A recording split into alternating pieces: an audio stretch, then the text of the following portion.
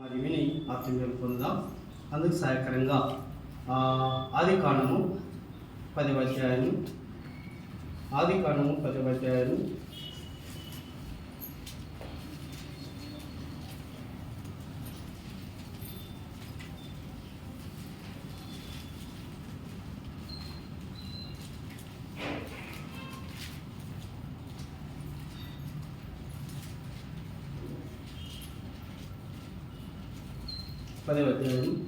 8వ వచనం 9వ వచనం 2 వచనాలు ఉన్నాయండి. 2 వచనాలు మనం చదువుకుందాం. 8వ వచనం నేను చదువుతాను, 9వ వచనం మీరు చదవాలని ప్రభువున కోరుచున్నాను.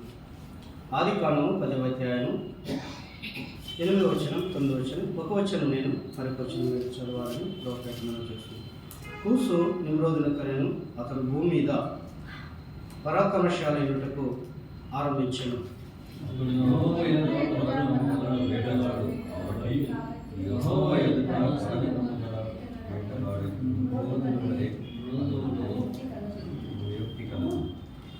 తొమ్మిది వచ్చినాన్ని మనం అందరం గట్టిగా మరొకసారి చూద్దాం. అతడు యెహోవా ఎదుట పరాక్రమం గల వేటగాడు కాబట్టి యెహోవా ఎదుట పరాక్రమం గల వేటగాడైన నిమ్రోదు వలె అను లోకోక్తి కాదు.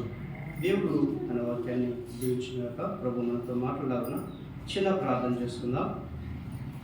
మహాగణుడ, మహోన్నతుడ, సర్వాధిపతి నీకు స్తోత్రాలు. ఇంతవరకు ఆరాధనలో మీరు తోడుగున్నారు, మీ ఆత్మ సాయంత్రం నడిపించారు. అవునైనా దౌడవర్ణుడు రత్నవర్ణుడు ఆ పిల్లలు రక్త మాంసంలో పారివారైనందున మా నిమిత్తమై మీరు కూడా రక్త మాంసంలో పారివాడై మా నిమిత్తమై మా పాప నిమిత్తమై ఆ కలవరసులలో బలి రక్తం చిందించి ప్రాణం పెట్టి సమాధి చేయబడి తిరిగి 3వ దినమున లేపబడిన మా ప్రభువా నీకే స్తోత్రాలు చెల్లిస్తున్నాం. దేవా, మరి నాయన నిజంగా మమ్మల్ని కూడా మీ రక్తం ద్వారా మమ్మల్ని కొన్నారు, మీ సొత్తుగా చేసుకున్నారు. మీ రక్తం ద్వారా మమ్మల్ని కొని మిమ్మల్ని ఆరాధించే బిడ్డలుగా మమ్మల్ని మార్చుకున్నారు. తండ్రి నీకు స్తోత్రాలు. విధంగా మీ ద్వారా మాకు కలిగిన ప్రతి మేలును ప్రతి ఆశలను తలుచుకుంటూ మీకు స్తోత్రాలు చెల్లిస్తున్నాం. మీ దాసులు పెద్దలు రమయ్య గారిని నైనా మరి మీ సన్నిధికి నడిపిస్తే నీకు స్తోత్రాలు. విధంగా అనారోగ్యంగా ఉన్నప్పటికీ కూడా మీ సన్నిధికి మీ దాసును నిలబెట్టి మీరు వాడుకున్న దానాన్ని బట్టి నీకు స్తోత్రాలు చెల్లిస్తున్నాం. మీ దాసుల కుటుంబాన్ని, అమ్మగారిని, మీ దాసుని మీరు బలపరచండి, దీవించండి. విధంగా ప్రభావ మరి హుసైన గారిని బట్టి కూడా నీకు స్తోత్రాలు చెల్లిస్తున్నాం. స్థిరంగా మీ సన్నిధి ఆశించిన ప్రతి బిడ్డను రేపు దీవించండి. సమయంలో కొద్ది నిమిషాలు మీ మాటలు మేము ధ్యానం చేసుకొనిచుండగా మీరే మాతో మాట్లాడి మీరే మహిమ పొందమని మమ్మల్ని మీ హస్తాలకు అప్పగించుకుంటూ యేసుక్రీస్తు నామములో ప్రార్థిస్తున్నాం తండ్రి, ఆమేన్. ప్రియమైన దేవుని బిడ్డలారా, మీకు అందరికీ మరొకసారి ప్రభునామమున ప్రత్యేక వందనాలు తెలియజేస్తున్నాను. సమయంలో మనం చదువుకున్న భాగంలో ఒక వ్యక్తి కనబడతాడు. ఎవరైనా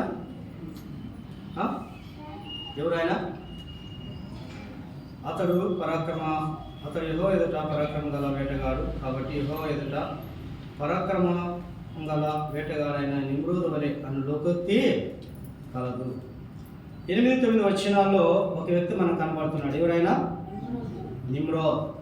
చెప్పండి అందరూ ఒకసారి.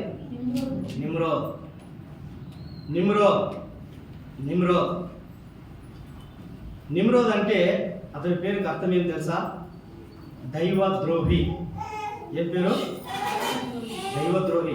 మా పిల్లలు నేసేట ఆడుకొని దైవద్రోహి. ఇతడు ఎవరి వంశంలో నుండి వచ్చాడంటే నోహు వంశంలో నుండి వచ్చాడు. నోహుకు ఎంతమంది కుమారులు? 3 కుమారులు మనం చూస్తున్నాం. 10వ అధ్యాయం చదవండి. 10వ అధ్యాయం 1వ వచనంలో ఇది నోహు కుమారులకు సేము, హాము, యాఫెతు వారి వంశావళి జలప్రయాణం తర్వాత వారికి కుమారులు పుట్టిరి అని మనం చూస్తున్నాం. ఇతడు నోహు వంశం నుండి వచ్చాడు. నోహు కుమారులు 2వ కుమారులు నుండి పుట్టిన కుమారుడు కాబట్టి కూసు కుమారులు అని మనం చూస్తున్నాం. కాబట్టి ఈ నిమ్రోద్ అనే వ్యక్తి హాము సంతానంలో నుండి వచ్చిన వాడు. హాము మరి కుమారుల నుండి కుమారుడుగా పుట్టినటువంటి వ్యక్తి నిమ్రోదు. ఈ నిమ్రోదు ఎవరంటే ఎలాంటి వాడు? పరాక్రమశాలి అని మనం చూస్తున్నాం. 8వ వచనంలో కూసు నిమ్రోదుని కరెను అతడు భూమి మీద పరాక్రమశాలి అయి ఉండేను అని మనం చూస్తున్నాం. ఉదయకాలంలో దేవుని సన్నిధికి చేరొచ్చిన మనము ఒక పరాక్రమశాలి గురించి మనం విందాం.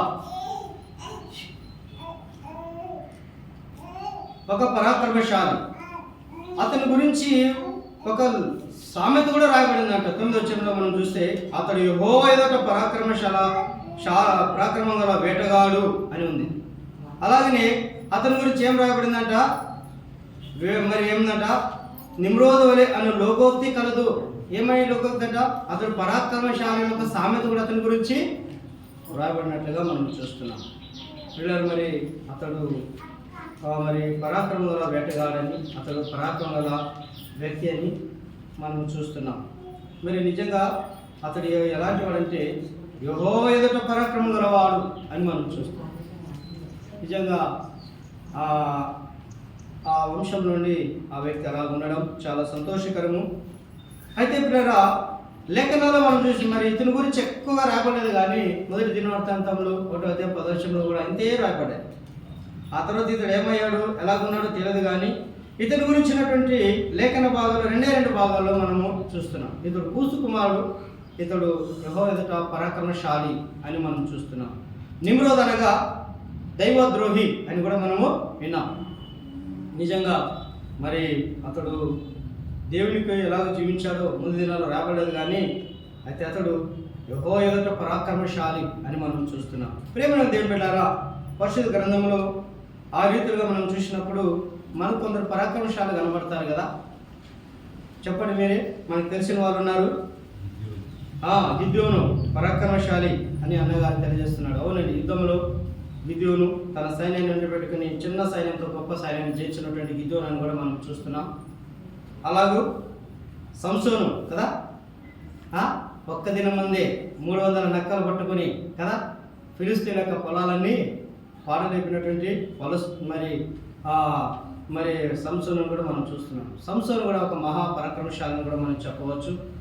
అలాగనే ఇంకా మనం చూసినట్లయితే దేవుడి గ్రంథంలో మనం చూసినట్లయితే యెజబెలు అనే స్త్రీ కూడా ఒక పరాక్రమశాలిగా ఆమె జీవించింది. ఎంతోమంది ప్రాప్తులను ఆమె చంపినట్లుగా మనం చూస్తున్నాం. ఆమె భయపడి ఏం చేశాడు, ప్రభా ఈమె చేతిలో చచ్చడం కంటే నీ చేతిలో చావడం మేలేనని ఆయన ఏం చేశాడు, నా ప్రాణం తీసుకోనమని ప్రార్థన చేసినట్లుగా మనం చూస్తున్నాం. కాబట్టి యెజబెలు కూడా స్త్రీ కూడా మరి పరాక్రమశాలిగా మనకు కనబడుతున్నాడు. సంసోను పరాక్రమశాలిగా కనబడుతున్నాడు. అలాగనే న్యాయపతుల గ్రంథములు మరి గిద్యోను కూడా మరి గాను చాటున గోధుమలు దురుపుకుంటున్న వ్యక్తి కూడా దేవుడు ఆయన పిలిచి పరాక్రమశాలిగా ఉంచినట్లుగా మనం చూస్తున్నాం. అలాగే యాకోబు భక్తుడు కూడా రాత్రంతా పెనుగులాడి దేవునితో పోరాడి గెలిచినటువంటి మరి పరాక్రమశాలిగా కూడా మనం చూస్తున్నాం. నీవు నన్ను ఆశీర్వదిస్తే కానీ నేను నిన్ను విడువను అని పట్టుకున్నటువంటి యాకోబును, పోరాడినటువంటి యాకోబును కూడా మనం చూస్తున్నాం. ఆ సందర్భంగా అతని పేరు యాకోబు ఎలాంటి పేరుగా మార్చబడ్డాడు, ఇశ్రాయేలుగా మార్చబడినట్టుగా మనం చూస్తున్నాం. కాబట్టి మరి వీరు మరి కొన్ని విషయాల్లో దేవుని కొరకు పరాక్రమశాలిగా జీవించారు. అయితే వాళ్ళు కొన్ని విషయాలు శారీరకంగా పరాక్రమశాలులే, తమ మరి కార్యాల్లో వారు పరాక్రమశాలుగా వాళ్ళు కనబడ్డారు. అయితే హెబ్రీ పత్రిక మనం 11వ అధ్యాయంలో చదివితే అక్కడ ఒక లిస్ట్ ఉంది మనకి. వారిని విశ్వాస వీరులు అని కూడా అంటారు. అంటే వీరు విశ్వాసంలో పరాక్రమశాలు. విశ్వాసం ద్వారా వారు దేవుని కొరకు చేసిన గొప్ప కార్యాల గురించి అక్కడ విశ్వాస వీరులు లేదా పరాక్రమశాల గురించి అక్కడ మనము చూస్తున్నాం. హానోకు 300 ఏళ్ళు నడిచిన దేవుడు అతనిని కొనుక్కోయాడు. అంటే ఇతడు దేనిలో పరాక్రమశాలి, దేవుడితో నడుచుటలో పరాక్రమశాలి. అబ్రహాము విశ్వాసంలో పరాక్రమశాలి. అలాగే హానోకు మరి హేబేలు బలులు అర్పించట్లో పరాక్రమశాలని కూడా మనం చెప్పవచ్చు. మరి ఆ లిస్టు మనం చదివితే అక్కడ మోసే, సమూయేలు, అలాగే దావీదు, యెఫ్తా చాలామంది మనకు కనబడతారు కదా. అవును పిల్లరా, రాహాబు, వీరందరూ మనం చూస్తున్నాం 11వ అధ్యాయంలో. వీరందరూ దైవికమైన విషయాల్లో పరాక్రమశాలులు అని కూడా మనం చెప్పవచ్చు. దేనిలో పరాక్రమశాలులు? దైవిక విషయాల్లో పరాక్రమశాలు. అబ్రహాము విశ్వాసంలో పరాక్రమశాలి. అలాగే దావీదు దేవుని కొరకు యుద్ధాలు చేయడంలో పరాక్రమశాలి. ఒకసారి తన సైన్యము ఒక సందర్భంలో మాట్లాడతారు. ఏమంటారంటే, నీవు ఎంతో మంది కంటే శ్రేష్ఠుడయ్యా, నువ్వు మాతో పాటు యుద్ధానికి రావడానికి రావద్దు, మేము వెళతాం, ఆ ముందు యుద్ధంలో ఏముందో మేము చూసుకుంటాం, మా శక్తి కొద్ది మేము పోరాడతాం. నీవు 10,000 మంది కంటే శ్రేష్ఠుడవో, నువ్వు మాతో పాటు యుద్ధానికి రావద్దు, నువ్వు అక్కడే ఉండు, మేము చూసుకుంటామని సైనికుడు దాని గురించి ఒక మంచి అభిప్రాయాన్ని తెలియజేస్తారు.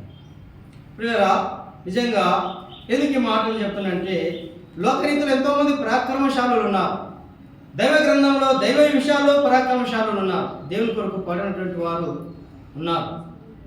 అవును పిల్లరా, ఎస్తేరు మనం తీసుకుందాం. ఆమె ఏ ఆయుధం పట్టుకుందామా? ఏ కత్తి పట్టుకునింది? ఆమెకి ఎంతమంది సైనికులు ఉన్నారు? ఎవరు లేరు. ఆమెకు ఎవరు లేరు, కానీ దేవుడే ఆమెకు ప్రాణాధారం.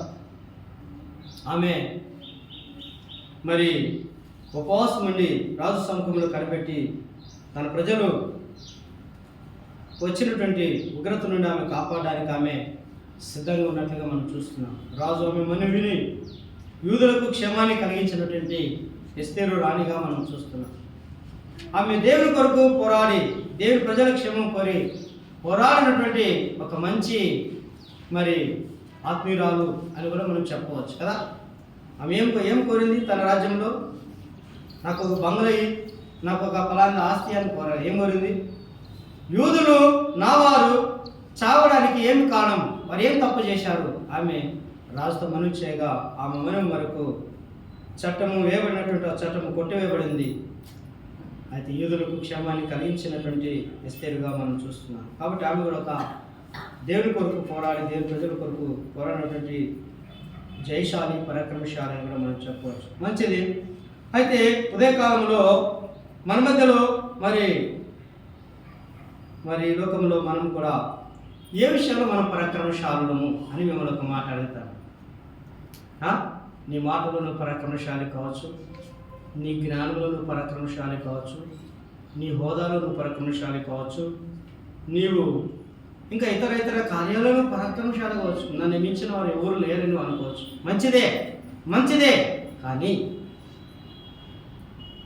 దైవిక విషయాల్లో నువ్వు పరాక్రమశాలిగా కనబడుతున్నావా? దైవ కార్యాలలో నువ్వు పరాక్రమశాలిగా కనబడుతున్నావా? దైవ విషయాల్లో దేవుని కొరకు పోరాడు విషయంలో నువ్వు పరాక్రమశాలిగా నువ్వు కనబడుతున్నావా లేదా అని మనం ప్రశ్నించుకున్నట్లయితే అదెంతో మనకు పాఠంగా ఉన్నది.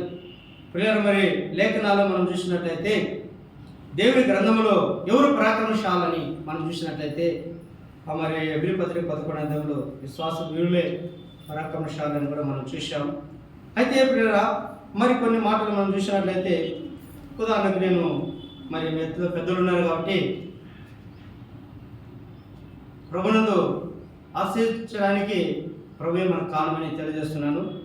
హెత్తున బోధల్లో ఉంటున్న యవనస్తులు కొందరు వచ్చి అయ్యగారితో అన్నారంట, అయ్యా మీరు మాతో పాటలు పాడడానికి మీరు వస్తారా అని అడిగేవారంట.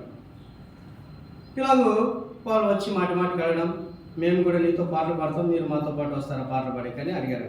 అంటే వాళ్ళు ఏమి ఆడుతున్నారు? పోటీ, పాటలు పాడటం, నువ్వు పాడదాం నేను పాడదామని పోటీకి అడిగారు. అప్పుడు అయ్యగారు అన్నారంట, సరే పాటలు పాడదాం, నేను ఎక్కువ వస్తా, నీతో పాటు ఇంకొకరిని తెచ్చుకోండి, నీతో పాటు ఇంకొకరిని తీసుకోండి, నీవు నీతో పాటు నేను ఒక్కరిని కూర్చుందాం పాటలు పాడి. 3 దినాలు కూర్చుందాం. ఎన్ని దినాలు? 3 దినాలు. పాడిన పాట పాడకూడదు, పైకి లేకూడదు. ఒక షరతు పెట్టాను, పాడిన పాట పాడకూడదు, పైకి లేకూడదు. 3 దినాలు పాడదాం, నీతో పాటు నీ ఒక్కరిని తీసుకొచ్చాను, రండి కూర్చుందాం పాటలు పాడి అని పిలిస్తే ఆ యవనస్తులు మాట కడుతున్నట్లు ఏమయ్యారంట, దూరం. 3 దినాలు పాటలు పాడేదా? మా చేతగా. 3 దినాలు పాడిన పాట పాడకూడదా? మా చేతగా. చూడండి, దేవుడు ఒక కుగ్రామంలో ఒక దాసుని ఇచ్చినాడు, పాటలు పాడే దాసు. ఆ యవనస్తులు ఇంకా మొత్తం చిన్నపుచ్చుకి వెళ్ళిపోయారు, ఇంక రాలేదు.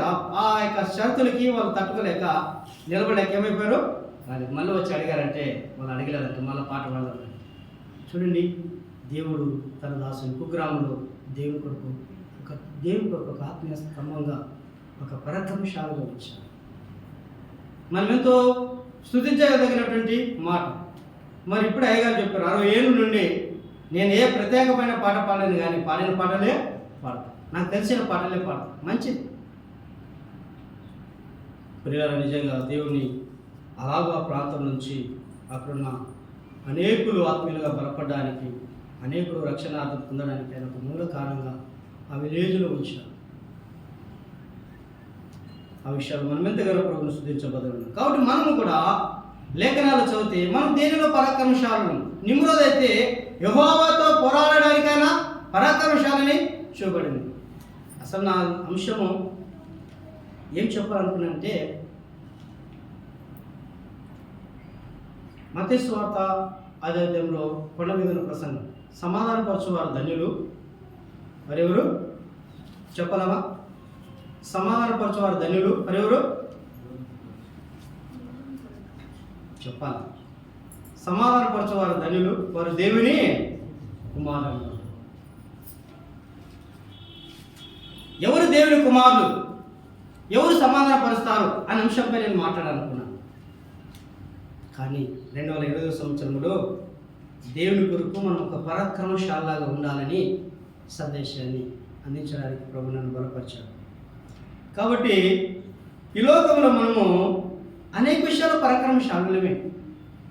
నీవు నీ జ్ఞానం కొద్దీ, నీవు నీ పనుల కొద్దీ, నీవు నీ కార్యకర్తల కొద్దీ పరాక్రమశాలమే. కానీ దైవిక విషయాలు మనం అందరం పరాక్రమశాలగా ఉండాలి, పరాక్రమశాలగా ఉండాలి. హానోకులాగా దేవునితో నడిచే పరాక్రమశాలగా ఉండాలి.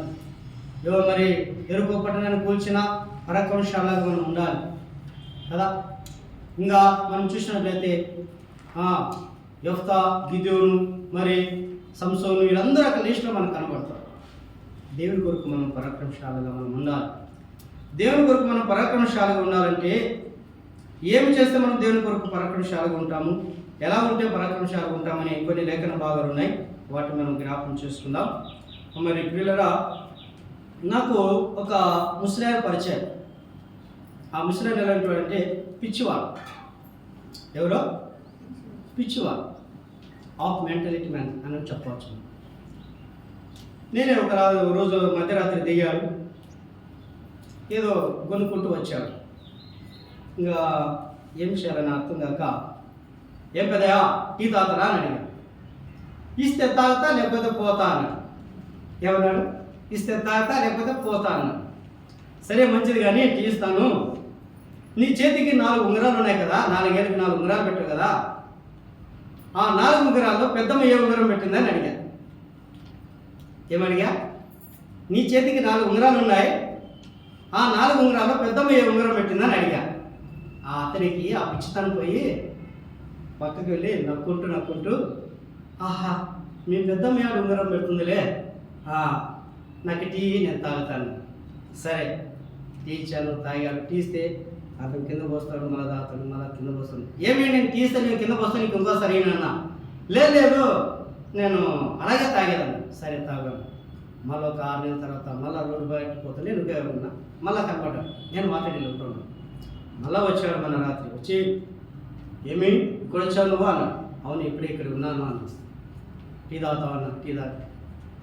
ఆయన అంతా చెప్పాడు.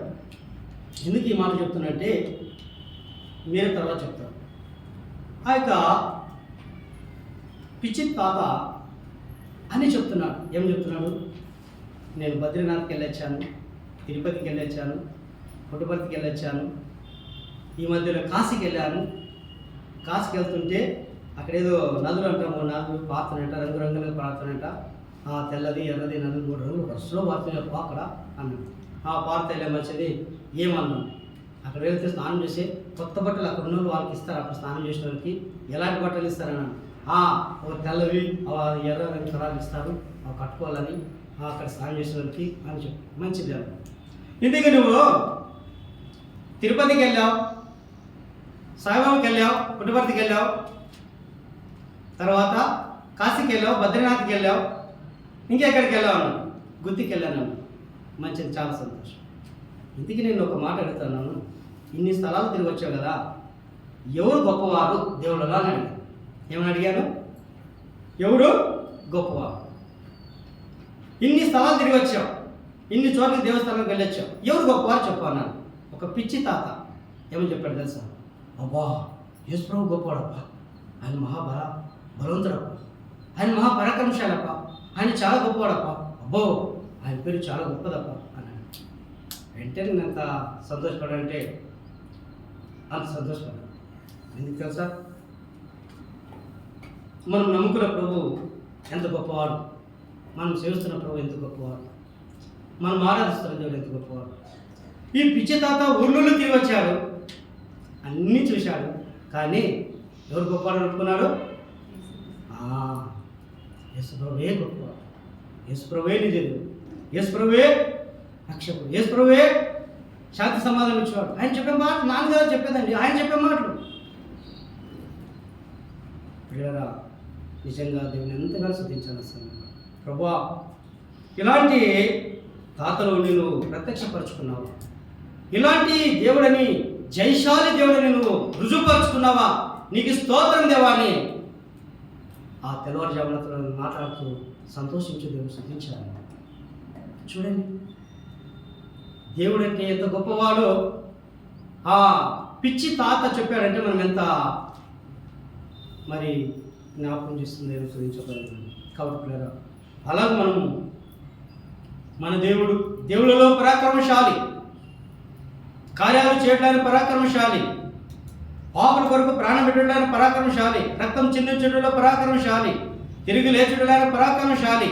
ఎవరైనా పెట్టారా ప్రాణం? ఎవరైనా రక్తం కార్చారా? అమ్మ ఒకసారి మనం ఆలోచించారా? మన పాపాల కొరకు ఎవరైనా బలి అయ్యారా? ప్రభువైన యేసుక్రీస్తు వారు కరెక్ట్. కాబట్టి ఆయన నిజంగా మనందరినీ ప్రేమించే దేవుడు అని మనం జ్ఞాపకం చేసుకుంటూ ప్రభుని మనం స్తుతించుదాం. మంచిది, లేఖనాలు కొన్ని మాటలు మనం జ్ఞాపకం చేసుకొని ముందుకు వెళదాం. ఇంతవరకు మనము నిమ్రోదు ఈ పేరు మీరు మర్చిపోతాను, ఈ పేరు మీరు మర్చిపోతారు. నిమ్రోద్ పరాక్రమశాలి, యెహోవాతో ఎదుట పరాక్రమశాలి. దేవునితో ఎవరు నిలవలేరండి. కానీ ఇతని గురించి ఒక లోక సోక్తి రాయబడిందంట. ఇతడు యెహోవా ఎదుట పరాక్రమశాలని ముందుగా. అతడు ఎంత పరాక్రమశాలో మనకు తెలియదు, కానీ ఆ 2 వచనాలు మాత్రం మనం చూస్తున్నాం. అయితే దేవుని గ్రంథంలో నుండి కొన్ని మాటలు చెప్పి నేను ముగిస్తానండి. చూద్దాం రండి. సామెతల గ్రంథం 1వ వచనాన్ని మనం చదువుకుందాం. ఎవరు పరాక్రమశాలంట? లేదంటే అంతకు ముందుగా 2 కొరింథీ 10వ అధ్యాయం 17-11 వచనాలు మనం చదువుకుందాం. ఎవరు పరాక్రమశాలి? 2 కొరింథీ 10వ అధ్యాయం 17-18 వచనాలు చదవండి. దయచేసి నాతో పాటు త్వరగా తిప్పండి, ముగించుకుందాం.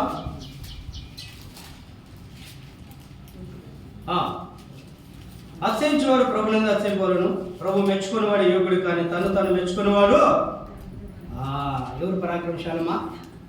ప్రభు మెచ్చుకున్నవాడే యోగుడు, ప్రభు మెచ్చుకునేవాడే పరాక్రమశాలి.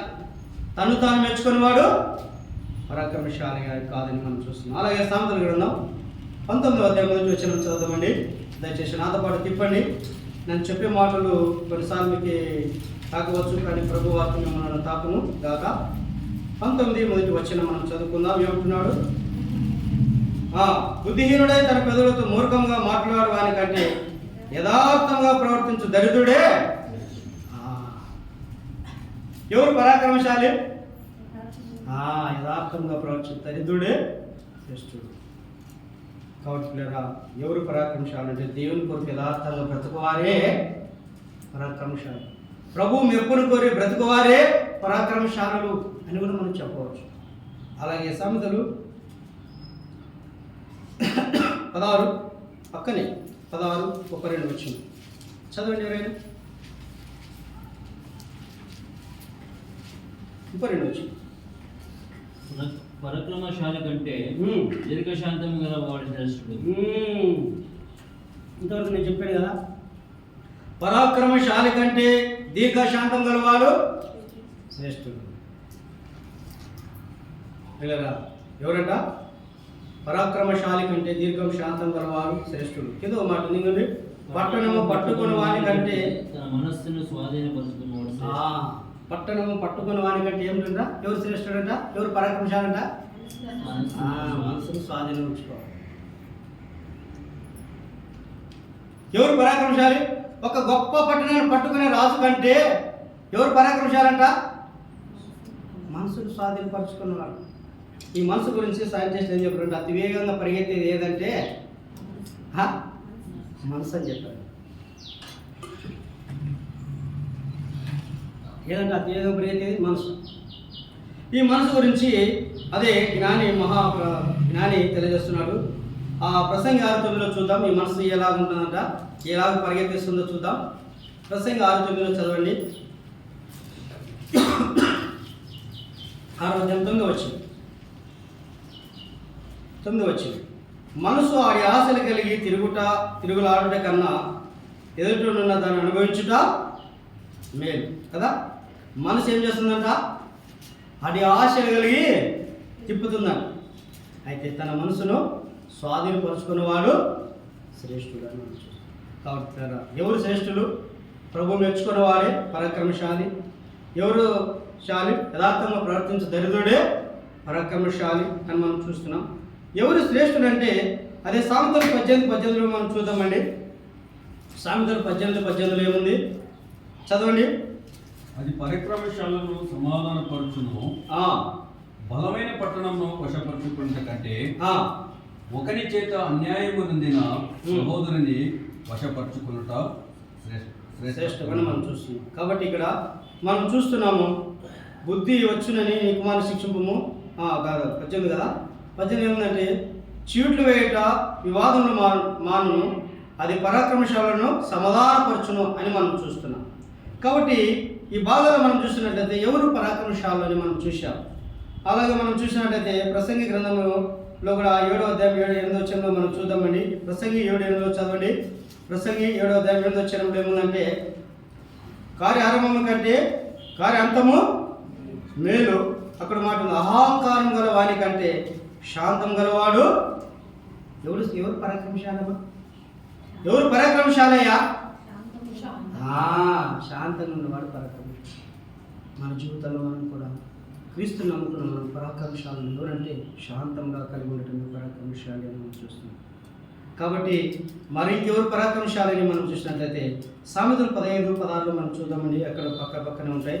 సామెతలు 15:10 మనం చూద్దాం. 15:16 ఒక మాట ఉంది, నెమ్మది లేకుండా విస్తారమైన ధనమునుట కంటే యెహోవా యందలి భయభక్తులతో కూడా కొంచెం కలిగినుట. ఎవరు పరాక్రమశాలి? ఎవరు పరాక్రమశాలి అంటే ఇంకొక మాట ఉంది. అదే ప్రసంగి 4:6 ఏముందంటే 2 చేతుల నిండా కలిగినట కంటే ఒక్క చేతి నుండి నెమ్మది కలిగినట మేలు. 2 చేతుల్లో ఉన్నాయి. ఏమి అక్కడికరాని ఉన్నాయి 2 చేతుల నిండా. ధనం కావచ్చు, బంగారం కావచ్చు, ఇంకేదైనా కావచ్చు, మరి ఇంకేదైనా కావచ్చు. 2 చేతులు ఉన్నాయి, కానీ ఒక్క చేతిలో నెమ్మది కలిగినట మేలు. అంటే 2 చేతుల నిండా బంగారు ధనం విలోకమైన కలిగిన వాని పరాక్రమశాలి కంటే ఒక్క చేతులు నెమ్మది కలిగిన అతడే పరాక్రమశాలని కూడా మనం చూస్తున్నాం. కాబట్టి పిల్లరా, మనము దీనిలో పరాక్రమశాలని మనం చూసినట్లయితే మనము ఆత్మవిషయాలు పరాక్రమశాలుగా ఉన్నది. ఎవడు దీనుడై నా మాట విని వణుకుచుండునో నేనే వాణ్ణి దృష్టించున్నాను. యెషయా 53:3 మనం చూస్తున్నాం. ఎవరు పరాక్రమశాలంటే ఆయన సన్నిధిలో దీనుడై ఆయన మాటలు వినివారు పరాక్రమశాలులు అని మనం చూస్తున్నాం. అయితే మన జీవితాల్లో మనం కూడా దైవికమైన విషయాల్లో మనం పరాక్రమశాలుగా ఉందామా? దైవిక విషయాలు మనం దేవుడి కొరకు పరాక్రమశాలుగా ఉందామా? దైవికమైన కార్యాల్లో మనం పరాక్రమశాలుగా మనం ఉందామా? ఒకసారి యేసు ప్రభువారు ఆ సమాజంలో మందిరంలో కానుకలు వేస్తున్న వారందరూ చూసి ఒక మాట అన్నాడు. ఏమన్నాడు? ఏమి అందరికంటే ఎక్కువగా ఏం దేవుని పరాక్రమశాలమే తనకు ఉన్న దానిలో కూడా దేవునికి ఇచ్చుటలో, తన లేమిలో తనకి ఇచ్చుటలో, దేవునికి ఇచ్చుటలో పరాక్రమశాలి. దేవుని కొరకు ఇచ్చుటలో పరాక్రమశాలి. ప్రేమైన దేవులారా, మన ఈ లోకంలో మనం ఉండగా దేవుని కొరకు ఒక మంచి పరాక్రమశాలిగా ఉండాలంటే మనం ఏదో గొప్ప కార్యాలు చేయాల్సిన కార్యాలు ఇంతవరకే మనం ఉన్నాం. అహంకారం గలవాని కంటే శాంతం గలవాడు దీనత్వం కలిగి ఉండటం శ్రేష్టం. దీనత్వం కలిగి దేవుని కొరకు జీవించడం శ్రేష్టం. అందుకే యేసు ప్రభువారు అన్నాడు, ఏమన్నాడు? మత్తయి సువార్త 11:29 నేను సాత్వికుడను దీన మనసు కలవాడను, నా యొద్ద నా కార్యం ఎత్తుకున్న నా యొద్ద నేర్చుకో. మనము దేనిలో పరాక్రమశాలంటే క్రీస్తుని వెంబడించడంలో మనం పరాక్రమశాలుగా ఉండాలి. క్రీస్తు కొరకు బ్రతుకుటలో మనం పరాక్రమశాలుగా మనం ఉండాలి. క్రీస్తు కొరకు కార్యాలు చేయడంలో మనం పరాక్రమశాలుగా ఉండాలి. పౌలు దేనిలో పరాక్రమశాలంటే ఆత్మను సంపాదించడంలో పరాక్రమశాలి. క్రీస్తు కొరకు ప్రయాసపడటంలో పరాక్రమశాలి. క్రీస్తు కొరకు నలిగిపోవడంలో పరాక్రమశాలి.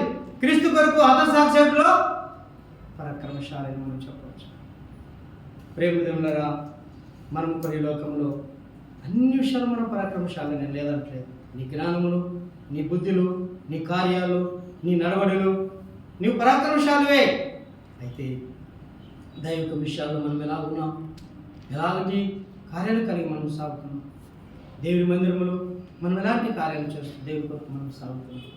ప్రియులారా, మరి ఒక అమ్మను అడిగితే ఆమె కొంపలు కూర్చుంట్లో మహాజ్ఞాని అండి ఏమంట, ఆమె కొంప కూర్చుని ఇంకొక అడిగితే ఆయన అబద్ధాలాడలో మహాజ్ఞాని అండి అంటే అతనేమి పరాక్రమశాలి. దేవుడు అబద్ధాల్లో పరాక్రమశాలి, కొంపలు కూర్చుంట్లో పరాక్రమశాలి. అయితే మనం ఏ కార్యంలో పరాక్రమశాలలోని మనం క్రీస్తును కలిగినటువంటి వారిని మనం పరాక్రమశాలు. లోకాన్ని జయించినటువంటి సృష్టికర్త యొక్క బిడ్డలు మనం పరాక్రమశాలు. అయితే పిల్లరా, మన జీవితంలో మనం కూడా ఈ విధంగా మనం దేవుని కొరకు మనం పరాక్రమశాలు ఉండబట్టి క్రీస్తుని వెంబడించడంలో మనం పరాక్రమశాలుగా ఉండాలి. క్రీస్తు యేసు మనస్సు కలిగినట్లో మనము పరాక్రమశాలలో. అవును పిల్లరా, ఈ బాకి కూడా ఆయన మన ప్రభువు యేసు క్రీస్తు వారు ఆయన మహాపరాక్రమశాలి. అవునా లేదా? ఆయనకు అసాధ్యం ఏదైనా ఉన్నదా? చెప్పడమ్మా, ఆయనకి ఎవరైనా ఎదురు నిమ్మడగలరా? ఎవరు నిమ్మడగలరు?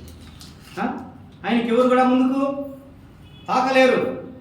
అలనాడు పట్టుకోవడానికి గెచ్చమైన తోటలు పట్టుకోవడానికి వచ్చిన వాళ్ళే వెనుక తగ్గి ఆయన కాళ్ళ మీద పడ్డారంట. ఎందుకు?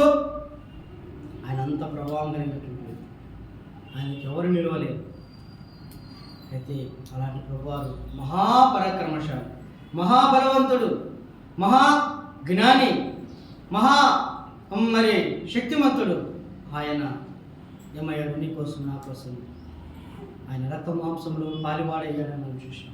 ఆయన రక్త మాంసంలో పాలివాడే పరాక్రమశాలి. ఎలా ఉన్నాడు? దీనుడుగా తగ్గించుకున్నాడు, దీనుడుగా కొట్టబడ్డాడు, దీనుడుగా ఆయన రక్తం ముందుగా మార్చబడ్డాడు, దీనుడుగా రక్తము చిందించాడు, దీనుడుగా మన కొరకు బలి అయ్యాడు. ఎవరో బలి అయిన ప్రభు అంటే మహాపరాక్రమశాలి. ఎవరి కోసం? నీ కోసం నా కోసం. ఆయన తన్ను తాను తగ్గించుకుని ఆయన తన్ను తాను నిలుపుతాడే రక్తం కాచి ప్రాణం పెట్టి తిరిగి లేచాడు. అయితే ఆయన నమ్ముకున్న మనం ఎవరు పరాక్రమశాలంటే యెహోవా తమకు దేవుడుగా గల జనులు ధన్యులు. మనమే పరాక్రమశాలు. ఈ లోకంలో నిజ దేవుని తెలుసుకున్న వారే పరాక్రమశాలు. ఇంకొక మాట చెప్పాను, ఒక మనుషుడు సర్వలోకమంతా సంపాదించుకొని తన ప్రాణం పోగొట్టుకుంటే క్రీస్తు లేకుండా అతడు ఎంత సంపాదించినను ఏమి చేసినా అతడు వ్యర్థమో. అతడు క్రీస్తుని నమ్ముకుంటే అతడే పరాక్రమశాలి. ప్రేమైన దేవుళ్ళారా, మనం ఈ లోకంలో నిమ్రోద్ అని పేరు సంపాదించు. యెహోవా ఎదుట పరాక్రమశాలి. దేనిలో పరాక్రమశాలి? అతడు వేటాడుట్లో పరాక్రమశాలి, యెహోవా ఎదుట నిల్చుంటే పరాక్రమశాలి అంటారు. అయితే మనం దేనిలో పరాక్రమశాలంటే ప్రార్థించడంలో మనం పరాక్రమశాలగా మనం ఉండాలి. దైవ కార్యాలలో మనం పరాక్రమశాలగా ఉండాలి. దేవుడి కొరకు పరిచర్య చేయడంలో మనం పరాక్రమశాలగా మనం ఉండాలి. దేవుడి కొరకు ప్రార్థన మరి వాక్యం చదువుట్లో మనం పరాక్రమశాలగా మనం ఉండాలి. అయితే మనం దేవుని యొక్క విషయాలు మనం పరాక్రమశాలుగా మనం ఉండాలి. పిల్లరా, మాసిదోనియ సంఘం గురించి గద్దినాలు మనం కదా, వారు నిరుపేదలైనను వారు దేవుని కొరకు బహు దాతృత్వం కలిగినటువంటి వారు, వారి ఇచ్చుటలో బహు పరాక్రమశాలు, త్యాగం చేయడంలో దేవుని కొరకు మహాపరాక్రమశాలు అని మనం చూస్తాం. కాబట్టి ప్రేమ మనం కూడా దేవుని పరాక్రమశాలు అంటే ప్రభు మెచ్చుకున్న వాడే యోగ్యుడు. ప్రభు మెచ్చుకునే జీవితం కంటే వేరే జీవితం మనకి ఏది అవసరం లేదు. ఇలా మనుషులని మెచ్చుకుంటారేమో, ఈరోజు మెచ్చుకుంటారు, రేపు ఏం చేస్తారు? ఏం చేస్తారండి? దూషిస్తారు. పలానా సమయంలో అప్పుడు బాగుండే, ఇప్పుడేమే ఏమంటారన్నా? ఏ మధ్యన అంత ఆత్మీయత లేదు, ఇంత భక్తి లేదు, ప్రార్థన లేదు. మొదలు బాగున్నానన్నా, ఇప్పుడేమంతగా లేదు. అయితే ప్రభు మెచ్చుకునే జీవితం ప్రభు మెచ్చుకునే ఆత్మీయత, ప్రభు మెచ్చుకునే ప్రార్థన, ప్రభు మెచ్చుకునే దీనత్వం, ప్రభు మెచ్చుకునేటువంటి ఆత్మీయత, ప్రభు మెచ్చుకున్నటువంటి నడవడి మనం ఈ లోకంలో కలిగినటువంటి వారు. మనకంటే పరాక్రమశాలు మనకు ఎవరు లేరు. 10 పట్టణాలు జయించిన రాజు కంటే, యుద్ధ వీరుల కంటే ఎవరు శ్రేష్ఠులంటే దేవుని నమ్ముకున్న దేవుడే శ్రేష్ఠుడు మనం చూస్తున్నాం. యథార్థంగా ప్రవర్తించే దరిద్రుడే శ్రేష్ఠుడే మనం చూస్తున్నాం. కాబట్టి ఈ లోకంలో మనం దేవుని కొరకు ఒక పరాక్రమశాలను బ్రతుకుదాం. ఏమిలో పరాక్రమశాల అంటే ఆత్మవిషయమే దీనులైన వారు ధన్యులు, వారు దేవుని మరి పరలోక రాజ్యాన్ని సంపాదించుకొని చూస్తాం. కాబట్టి మనం దేనిలో పరాక్రమం అంటే ఆత్మవిషయాలు మనము దీనిలో ఉందాం. కాబట్టి ఈ లోకంలో మనము దేనిలో పరాక్రమశాలిలో దైవిక విషయాలు మనం పరాక్రమశాలను ఉండాలని ప్రభుత్వం మనం చూస్తున్నాం. కాబట్టి నిమ్మరోజు ఆయన పరాక్రమశాల అయితే మనము దేనిలో పరాక్రమశాలు, క్రీస్తు కార్యంలో పరాక్రమశాలు ఉన్నాము, క్రీస్తు కొరకు జీవించడంలో పరాక్రమశాలు ఉన్నాము. పౌలులాగా క్రీస్తు కొరకు ఆత్మల కొరకు ప్రయాసపడట్లో మనము పరాక్రమశాలుగా మనం బ్రతుకుదాం. అందుకే పౌలు కేవలం ఒక మాట ఉన్నారు, నా మట్టుకైతే బ్రతుకుడే క్రీస్తే, చావైతే అలాంటి పరాక్రమశాలు. కాబట్టి ఈ లోకంలో మనం ఎలాగున్నాం? అహంకారం గలవాని కంటే శాంతం గలవాడు శ్రేష్ఠుడు. అహంకారంతో మనం ఏ కార్యాలు చేయలేము. శాంతం కలిగి ఉండట దేవుని కొరకు కొన్ని కార్యాలు మనం చేస్తాం. కాబట్టి పిల్లగా ఈ లోకంలో మనం ఎలాంటి పరాక్రమశాలు అంటే క్రీస్తుని కలిగి క్రీస్తుని వెంబడించటే వారి పరాక్రమశాలను ప్రభుత్వం తెలియజేస్తున్నారు. ఆ ధన్యత ఎలా దొరికిందంటే ఆయన మరణించి తిరిగి లేచడం ద్వారా ఆయన నమ్ముకున్న మనకు ఈ లోకంలో జయశాలుగా జీవించే భాగ్యం దేవుడు మనకి ఇచ్చారు. మరి కిషోరణి గారు రంగపురంలో సిద్ధగట్టల వాక్యం చెప్తూ ఏమంటే మనం జయించలేని వాడిని మన కాళ్ళ కిందికి తెస్తాడంట. ఒక దినాన్ని సాతాన్ని మనం ఇప్పుడు జయించలేకపోతున్నాము, అయితే ఒక దినాన మన కాళ్ళ కిందకే తెచ్చి పెడతాడంట. మీరు వాళ్ళని శీఘ్రంగా ఆయన మీ కాళ్ళ కింద ఉంచాడు, మీరు వాళ్ళని చితగా దొరికేదరని ఉన్నాడు. మనము ఇష్టం వచ్చినట్లుగా మనము సాతాన్ని చితగా దొరుకుతామని చూస్తున్నాం. కాబట్టి దేవుడు మనకు అలాంటి జయ జీవితాన్ని ఇస్తాడు. అయితే మనం ఆయన కొరకు నమ్మకంగా ఉన్నప్పుడు, ఆయన కొరకు మనం నమ్మకంగా సాగినప్పుడు దేవుడు మనకు ఒకనొక దినాన్ని జయ జీవితాన్ని మనకు కనిపిస్తాడు. ఈ లోకంలో దేవుని కొరకు మనం బ్రతికినప్పుడు ఏదో ఒక రోజు మనకు జయ జీవితాన్ని ఇస్తాడు. కాబట్టి ఈ లోకంలో మనం ప్రభు కొరకు దీనులై, ఆత్మీయులై, ప్రార్థన పరులై ప్రభువు మనం సాగు అటు భాగ్యాన్ని దేవుడు మనకు మన కుటుంబాలకు వచ్చింది. దేవుడు కొద్ది మాటలు ఉంచున్నారు. చివరి ప్రార్థన చేసుకుందాం. పెద్దలు రమయ్య గారు ఉన్నారు, ముందుకు వచ్చి ప్రార్థన చేయవలసిందిగా ప్రభుత్వం కోరుచున్నారు.